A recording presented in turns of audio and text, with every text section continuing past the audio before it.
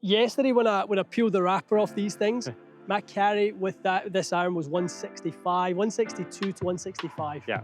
Yesterday. And now, yeah, almost 80 right there.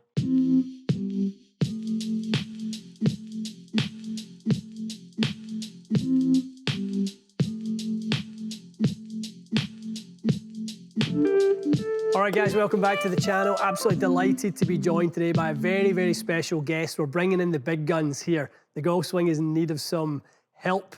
Good to see you, Ryan. Good to see you, pal. You too. Ryan Holley, an old friend from my very first days living in Toronto back probably almost 15 years ago. Yeah, probably. When you were up at the golf lab. Yeah. Ryan and I have known each other for a long, long time, now based in Vancouver. Yep. Ryan is a swing catalyst specialist. I think that's probably, of all the work you've done, you've kind of become known for your work with swing cat now, with the work you do with Nick Taylor and the other players that you work with. Tell us a little bit about that and the journey to where you are now. Yeah, so I moved to Vancouver about 4.5 years ago. Right. Didn't know what I wanted to do coming out of COVID. I thought force plates were kind of the wave, the next wave. It's kind of, to me, the next TrackMan, if you will. Sure. Decided that I would just set up a home studio and have players come to me. Nice. Who knew how that was going to work out? It ultimately has worked out quite well. So I split my time between home and on the road. It's working at some of the premier clubs in the country, doing some work with, as you said, Nick Taylor. He's definitely my most well-known and most successful student, for sure. And just working on mostly swing design. You know, I think we've talked about this a little bit, the difference between coaching and instruction. Sure. And I definitely shy away from the coaching side. My kind of role is to make sure an athlete can kind of do what they want to do. Not necessarily what I want them to do, but what they want to do, right? So I love that. And to be honest, guys, we are going to try and, over the course of the videos we do with Ryan, because just when you touch on coaching versus instruction, people will be like, well, is that not the same thing? It's not the same thing at all. Not at all. And you know, we will try and get into that sort of stuff, but we want to stay laser focused on what we're doing today, which is getting me on these force plates and seeing what's going on with my golf swing. I've kind of given you a little laundry list of things that I think are issues that I've been struggling with. We're going through, Ryan, a series right now, which for me is trying to get me back onto the golf course, shooting scores that I'm kind of more comfortable with. We're doing what's called the graduation series, where I actually move forward a few tee decks, shoot break par, graduate, move back, break par, graduate. So rather than being stuck at the back and, you know, grinding on my game a little bit, we're going forward and getting comfortable with that. And I think today we're going to touch on some of the clubs that are the reason why I'm struggling so much, specifically driver, a little bit of sort of flight control stuff like we chatted about. So why don't we just dive straight into that? Let's do it. Let's get on the plates. Yeah, let's do it. So grab the 7-iron here. We'll have a look at it. So for those who aren't familiar with force plates, they may have heard Swing Catalyst or some of the other brands out there.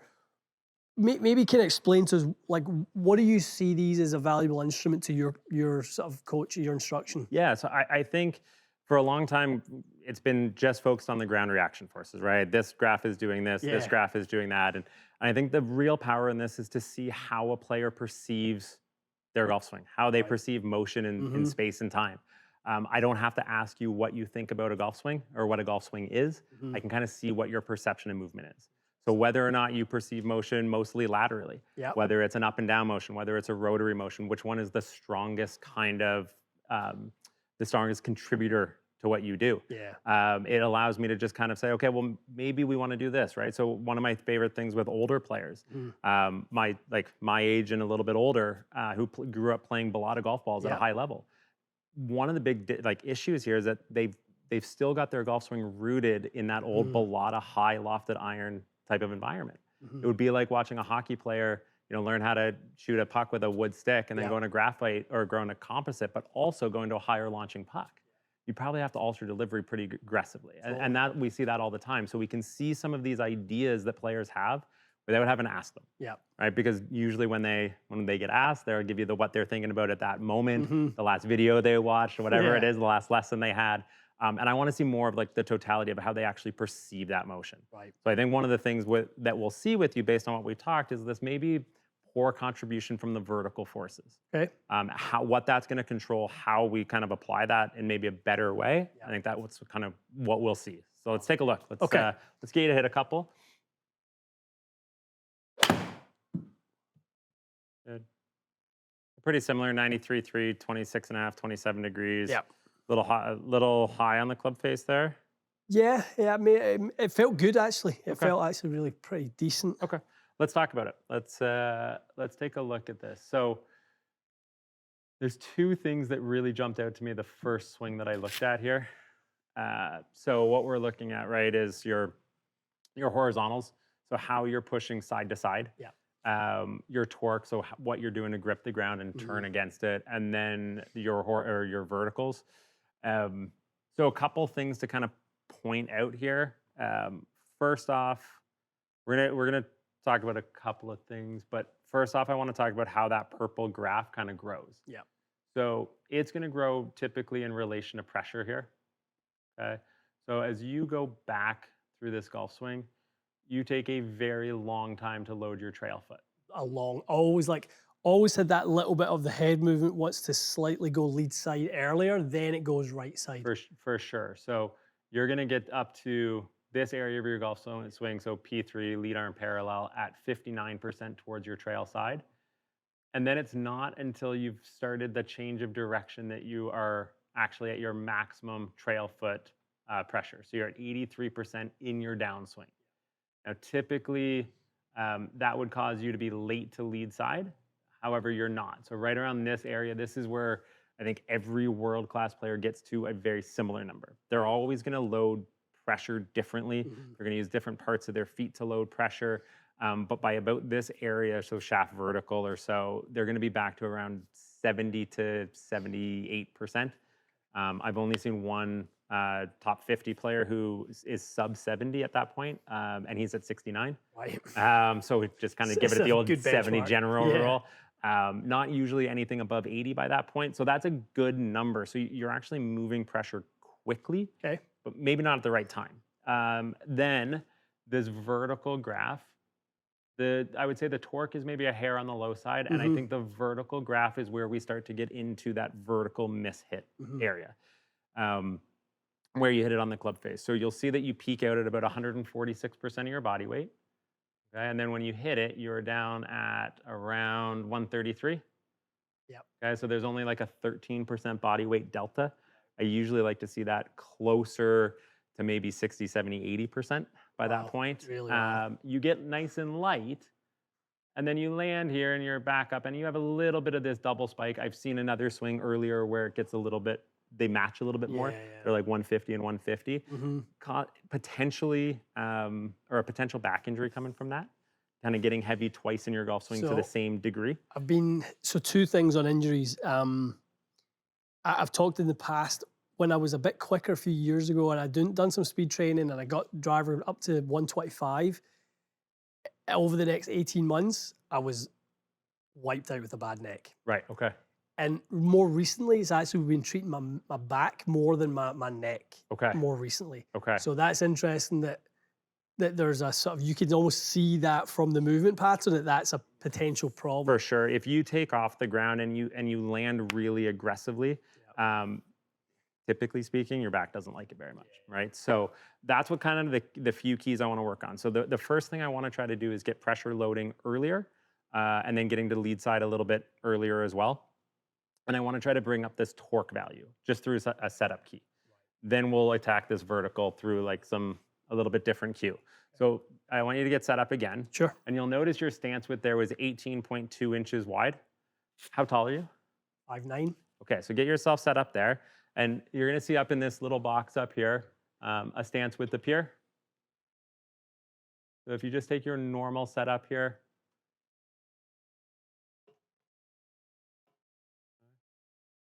so I want you to get just a little bit wider, about an inch wider. Perfect. Okay, now I want you to get so there's a little bone in your shoulder here called your AC joint. Okay, I want you to kind of tell me, if you took your normal golf swing, how far you believe this would move. So if I'm just going to kind of hold my hand here and take the club to the top, or take it about halfway back. Good. Keep going. Good. So that's a pretty good stretch there, right? you've got about, I don't know, 8 to 10 inches there of stretch. I want this to get there as early as possible. Got it. Okay, so I want that to move sideways as quick as you can, as early in the process as you've got. Love that. Okay, so do what you're doing, just do it a little bit sooner.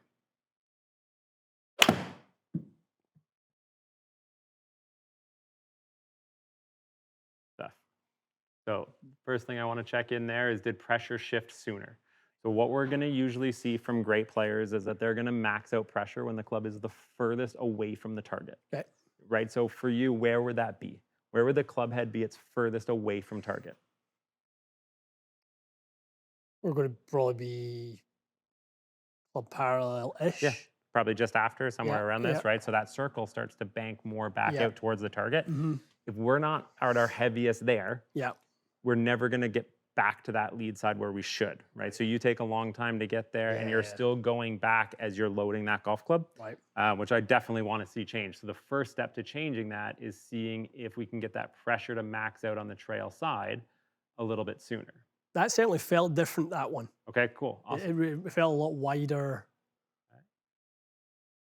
So pressure still hasn't moved very far, but it is getting there a little bit sooner. You're trying to get there a little bit sooner. So at this point, you're 72% on that lead side. If we look at the last one here, at that same kind of moment in time, you're about 59% so this was the first swing? That's the first swing. Oh, wow. So you remember I said, that this builds really slow for you. So it's this like flatlining effect. Typically, I like to see this grow up and then flatline before the spike. Got it. Or just kind of meander its way up in more of a kind of a slow climb. This is a very big flatlining event, and then it has this like really sudden growth to the curve. Typically speaking, that's going to just be because this doesn't get big enough early enough. Yeah. So being 72 at that point, and you'll start to see how much wider you are. Right? The club will start to stay a little bit more in front of you, a little bit longer. Way better. So that left AC joint is going to be the driver. So I think that's how like I would usually coach players if they're lacking rotation in their backswing. That's the very first thing I look for, is how far that AC joint travels. Like there's like even just the tilts in my head, totally different. Like, you know, some of the things like years ago, people would always say is like, well, just turn your head a little bit to walk away from the target. And I would always try, and it would never really work. But like, to get it to happen as a byproduct of focus on something else is so much easier. 100%, and that's where we want that. 100%. You know, a gentleman by the name of Mark Bull, I think, is a fantastic resource for golf professionals, especially.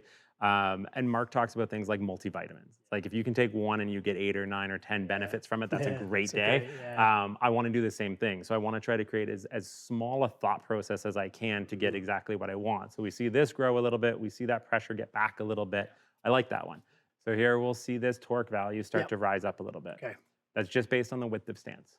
Okay. So seeing you at about 21.5 inches wide, that torque value grew by, give or take, we'll see that kind of say that have the same shape to it because we didn't change the way you actually move. But you peaked out at 90 pounds of torque, 93 pounds of torque in that video on the right. And in this one here, we're going to see that peak out at 98 pounds. So a little wider stance, got a little bit more torque into the system. Just by a wider stance. Just by wider stance. So what we're doing there is we're lengthening we're lengthening the moment arm. Right? So where we apply force to create rotation is typically our lead side or our lead foot. So the further I remove that foot from my center, the longer that moment arm naturally grows. And we're also, so we're widening the stance and also creating more. You got it. Yeah, you got it. So a little bit more horizontals into the system, a little bit more torque. We'll get to the vertical. So give me a couple there where we just kind of keep an eye on that pressure. So you're trying to shift that left AC joint back to really move that pressure in that horizontal graph. We want to just see that move really quickly to the trail side. Got it. Good. Like it's very different. It feels like I'm wider and I've got much more impetus to kind of get back to the lead side now. For sure. And I think that is a really, I think it's a really actionable point for every golfer. So when we talk about what every golfer should be doing, they should be shifting pressure back to their lead side before the completion of their quote unquote backswing. So before that club changes direction, we want to be moving, right? In my opinion, it's the backbone of sports. There's nothing that we do where we're still loading our trail side as the implement that we're swinging, throwing, whatever is moving forward, right? So if I'm throwing a baseball, I am stepping towards my target. My right arm is going back. Yeah.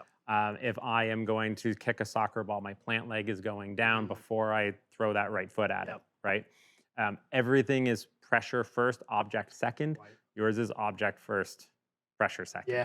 So we want to start at least getting a little bit of a head start on that. Okay, so try to feel that, like as you said, that impetus to like move back. I want you to really let that happen, probably by about here. Yep. Okay. You're gonna move early and then get back to that lead side pretty early as well. Yeah, right. I've always cheated. I would call it, I've cheated dynamic loft with lateral motion my whole life. For sure. I've just, for sort of a misfiring right arm, as I've always kind of thought about it, I always just try to get more Right. and outside my left foot to shift my pressure more lead side to create pressure on the golf ball. I've never done it through rotation. Right, and I think that the big thing here is with that way that your right arm looks, you hate it the way it looks on video. Yeah. We know it causes some less than ideal impact conditions, but it gives you a chance to play good golf. Right. So I try to caution, recreational players where if there's something that they're trying to fix and it can't be fixed, no matter what they do, they buy a pro sender to fix their wrist condition, they buy like whatever the training aid is, they put hours into it and they can't get it except at slow speed, it's there to help. A player early extends because if they don't, they'll hit it poorly. Right. A player scoops as a way to square the club face. Right? Those things are there to help us if we can't remove them. They're there if we remove the reason why they need to be there in the first place, then all of a sudden those things don't need to be there anymore and you'll just find your way out of them. Right. Okay? So go ahead and set up here and you're gonna risk burying this club into the ground. Okay? If you do, it'll be a funny outtake. So. So we're going as low as we can get it. Correct. Not so much through the legs, just through the spine, the arms, get that club down, and your athleticism will drive you back up away from the ground because it needs to create space for the club to enter. Okay. Okay. The strikes are feeling much better on the face vertically. Okay. So now when we talk about kind of next steps, I like the hand low cue. It's providing us a little bit better vertical, but it's still, it's only opening up kind of a gateway to get that shaft leaning forward for you. Yeah. You'll see that you actually kind of collapse a little bit after this golf shot's gone. So that's very typical. The knees get a little bit soft. Yeah, in a short game, that's happened a lot too. Okay. The little pattern that I've got going on. What I want to try to do here, I want to try to increase what's called a lateral break or a horizontal break. Yeah. So getting that lead foot to be a little bit more active a little bit earlier. So you're a little bit late using that lead side to create a stopping motion, right? So it's not so much that the hands are in the wrong spot, they're kind of in the wrong spot relative to the rest of you. Yeah. Okay, so set up here. Okay. And what I'm going to try to cue this up in a slightly different way for you. So get up to the top of your golf swing. Going to organize that AC joint. Get that moving back. Good. Now the hands are going to drop. Go ahead. Good. And now right about here, I need you to feel like you are pushing this leg away from me. Yep. Go ahead. Good. So you're going to feel like that goes to the back side a little bit, yes? But as you're pushing the ground that direction, I want the right shoulder to chase forward. Yep. So we need this to be present so that this can go forward. Yep. Yep. Okay, by the time you get to impact. So let's do that again. Okay. Okay, go up to the top, get that moving early. And that's just helping you get pressure there earlier. Okay, good. Okay. Even just you cueing, that was good there. A little bit earlier, right? Yeah. Good. Now, as you get those hands to come down, we're going to get this to move towards me and this to move away from me. Go ahead. Yep, perfect. Okay, so again, we're going to put you into a phantom swing here. Okay. Go ahead and make a practice swing in full speed. See if you can feel that. The right shoulder is moving forward. Good. That felt different. That felt different, Felt right? like it was like, whew. Okay, excellent. So again, we need to create a need for that break to happen. It's one thing to just say, hey, you don't push hard enough in that direction, right? But why is that present? And to me, it's that trail shoulder doesn't want to go and cover the golf ball, right? Most likely because this knee is getting kind of outside your foot, your pelvis is getting a little this way, so why would this chase over it? Right. So if we learn how to get this look here, now we can go ahead and cover it with the right shoulder. That should bring down dynamic loft. So we're going to get to that net braking force a little bit better. Go up.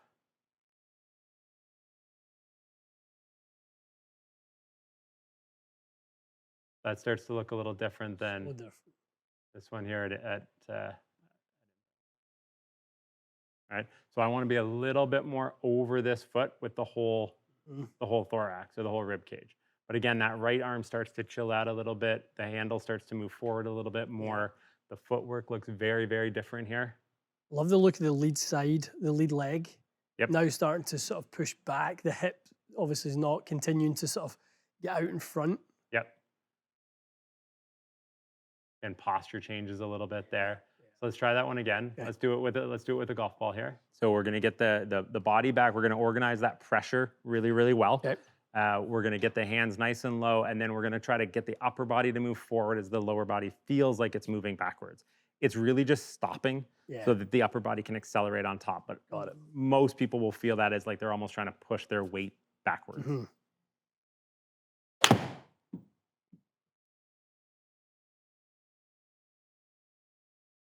Pretty good swing there.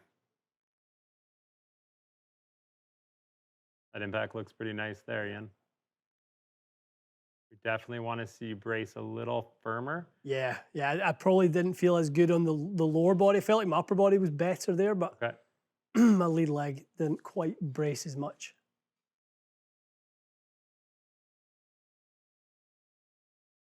Timing is still pretty good there. And I think that what's showing up really, really well is this chase through the target. You're definitely moving a little bit more athletically through there. You can see that the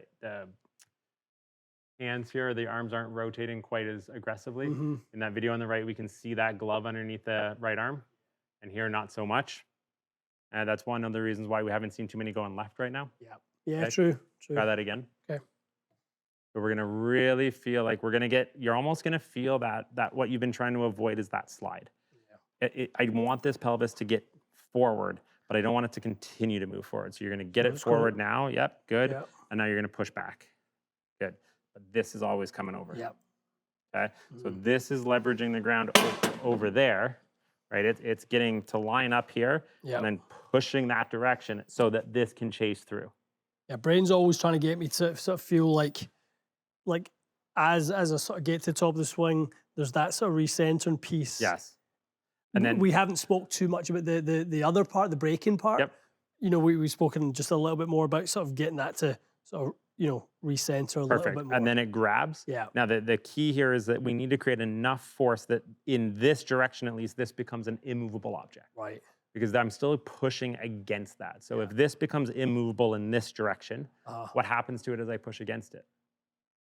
So if it can't go that way, and I'm still pushing against it, it starts to rotate. Right. Yep. Yeah. So if we're still pushing against this, and I'm creating enough force in this direction where I can't move it that direction, then all of a sudden it will rotate. So your lower half will clear out better. So it's not just like a little spike.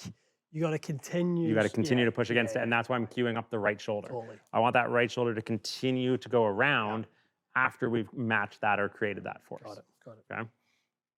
And would you have a player to feel the sequence and the order this needs to happen? Would you have a player back off the speed a little bit just to sort of get or do you like them just to? I like them to go pretty much full out. Okay, I think that there is our body can do anything kind of in slow motion. But again, to my point about why these swing flaws exist in players and they can't fix them, it's really easy to not early extend if I'm swinging the club this fast. Right. But as soon as I want to put something into it, those muscles start to fire a little bit differently. The sequence starts to change a little bit.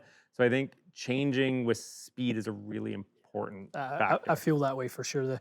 If I don't push as hard, I don't get the same flaws in my golf swing. For sure. And the fix is, for me at least, almost never going slow. It's almost never like Fraser drills or stop motion drills, because Again, if we're going to that point at the top and we're stopping, well, as if we've already stopped, but we're probably 50-50. Yeah. We're 50% this way, but when we do freezer drills, we're usually like 80-20. So we've taken away that transference of energy just by encouraging that behavior. Let's re-cue that a little bit. We're gonna get this to move. That's the first number one, get over to that right side earlier, perfect. Now as the hands come down, that right shoulder is gonna continue to work this way. Now, what do you feel in that left foot when I pull you over this way with that right side? What do you feel? You feel some pressure going in this direction? Yeah, more to the outside the foot a little bit. So you're trying to stop that from happening. Do you know what's funny? Like, I kind of almost cued myself to do it. As you were kind of pulling me around, I'm like, okay, I'm kind of fighting you a little bit, which is what we want. That's right, exactly. Because your brain knows you're not supposed to end up way over here. So then you go. So I want this to end up over here, but this is now kind of perfect. Right, from face on, this would look great. So let's do that again. Okay. So we're gonna feel like this, the scap back here is always moving towards the target, okay? I mean, we see that a little bit in Scotty, don't we? How much he kind of gets. How much slide or whatever. That roll of that lead ankle. For sure. So let's get this, we'll go up to the top, get that kind of away from me, but so this will come closer to me as this one moves away. Good, now keep it coming towards me. Come on over. Yep. You had to stop that motion, didn't you? That's the need component of this. Right. So it's like desire is push harder. Need is if I don't do it, I'm going to fall down. Yeah. Okay. So I want to see that environment where you're risking that fall off the plate. Interesting.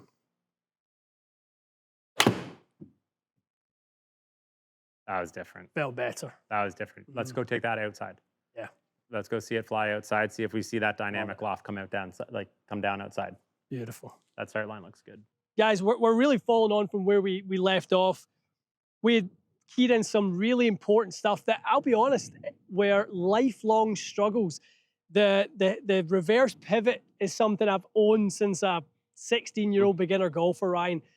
I've had different thoughts. Right now, you know, sort of, I've been thinking about sort of the trail shoulder working flatter. This makes so much sense. This AC joint, getting it to travel, and in my mind, it's just lodged in there, 8 inches. Yeah. Get it to stretch, get it to travel. Yep. That's given me a whole different perspective. This wider stance, whole different sort of feeling to me. I'm very used to that narrow, and I don't think that served me very well at all. Yeah. And then obviously what we're in to look at right now, getting that loft off of the club. Creating a little bit more penetrating ball flight, getting a little bit more ball speed. That would be tremendous, without having to work so hard at the club speed element. Right. I want to create a little bit more of that easy speed. And that, you know, with our speed videos and whatnot, I don't want to see a lot of counter movements with irons. I mean, I know you could swing this thing 97, but where's it going? Yeah. Right. We want to swing it at, say, 93, 94, really compress it and see that ball fly. So that would be my objective too. All right. Well, the beauty, we've got Pro V1 golf balls, guys. This is the golf ball I use. So nothing about what we're testing here is compromised. Nothing that we're having to adjust for, you know, when we get on the golf course. This is as close to golf course as it gets. And that went a little left, but that felt great. Okay, so dynamic loft was down to 25.8. So considerably lower than where we've been. That launch angle came down, club head speed is up. Now, the most interesting thing to me there was maybe something we didn't show on video earlier, but those spin rates. Yeah. Right, the spin rates that have been a little bit on the high side for you, that was down to 66.50. Which is kind of like, I like living around that. Yeah. Especially if our shot turns a little left, I'm okay with it spinning more if it turns right. Yep, for sure. But that... carry distance is 183. Was it really? Yeah. Okay. On the golf course right now, I'm not that confident of carrying it beyond 170. Yeah. 170, 172. Yeah. So if that's... you can hear the sound off that face being a little bit different. Right. For sure. That was nice. I like parts of that. I want to bring it a little closer. Yep. So let's do that again. Let's get off the golf ball here. That left shoulder can move. Okay.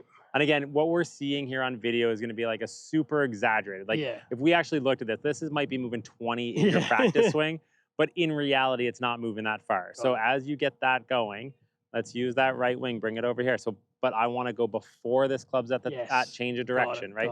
At our newly defined top. I think that's what I missed in that last swing was the transition portion. Agreed. Yeah. Right. So again, we have to leave space for transition, right? So to lead arm parallel, now to me, Good.